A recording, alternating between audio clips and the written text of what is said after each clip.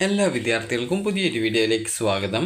ഈ വർഷത്തെ കീം 2024 ആയുർവേദ, ഹോമിയോ, സിദ്ധ, യുനാനി ഇതുപോലെ വിവിധ കോഴ്സുകളിലേക്കുള്ള 5th സ്റ്റേ വേക്കൻസി അലോട്ട്മെൻറ്റ് പ്രകാരം അപേക്ഷ സമർപ്പിച്ച വിദ്യാർത്ഥികളുടെ പ്രൊവിഷണൽ അലോട്ട്മെൻറ്റ്, അതായത് താൽക്കാലിക അലോട്ട്മെൻറ്റ് പ്രസിദ്ധീകരിച്ചു.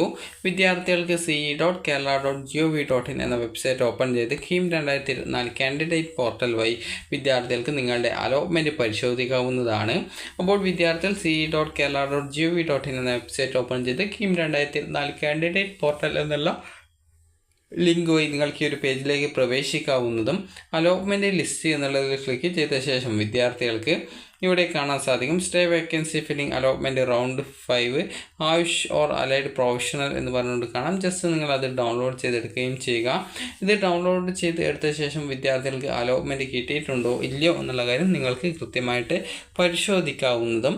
അതുപോലെ തന്നെ അതായത് ഈ ഒരു ലിസ്റ്റ് ജസ്റ്റ് ഒന്ന് ഇതുപോലെ ഡൗൺലോഡ് ചെയ്തെടുക്കുക. അതിനുശേഷം ഓപ്പൺ ചെയ്യുക. ഓപ്പൺ ചെയ്ത് കഴിഞ്ഞാൽ നിങ്ങൾക്ക് ഇതിൽ അലോട്ട്മെൻറ്റ് കിട്ടിയിട്ടുണ്ടോ ഇല്ലയോ എന്നുള്ള കാര്യം നിങ്ങൾക്ക് അറിയാൻ സാധിക്കുന്നതാണ്. അതുപോലെ തന്നെ ഏത് കോഴ്സിലായിരുന്നു അലോട്ട്മെൻറ്റ് നിങ്ങൾക്ക് കിട്ടിയത് എന്നുള്ളത് നിങ്ങൾക്ക് ജസ്റ്റ് ഒന്ന് അറിയാൻ സാധിക്കുന്നതായിരിക്കും. അപ്പോൾ നിങ്ങൾ ഇത് ജസ്റ്റ് നിങ്ങൾ പരിശോധിച്ച് നോക്കുക. അതിനുശേഷം നിങ്ങൾക്ക് ഈ ഒരു ലിസ്റ്റുമായി ബന്ധപ്പെട്ട് എന്തെങ്കിലും പരാതികൾ ഉണ്ടെങ്കിൽ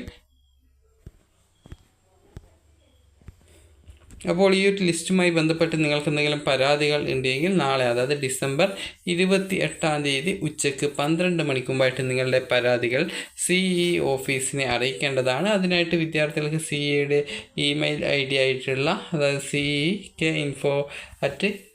ce.kerala.gov.in എന്നുള്ള, അതായത് ആ ഒരു ഇമെയിൽ വഴി നിങ്ങൾക്ക് നിങ്ങളുടെ പരാതികൾ അറിയിക്കാവുന്നതാണ്. അപ്പോൾ വിദ്യാർത്ഥികൾ ഈ ഒരു ലിസ്റ്റ് നിങ്ങൾ പരിശോധിച്ച് നോക്കുക.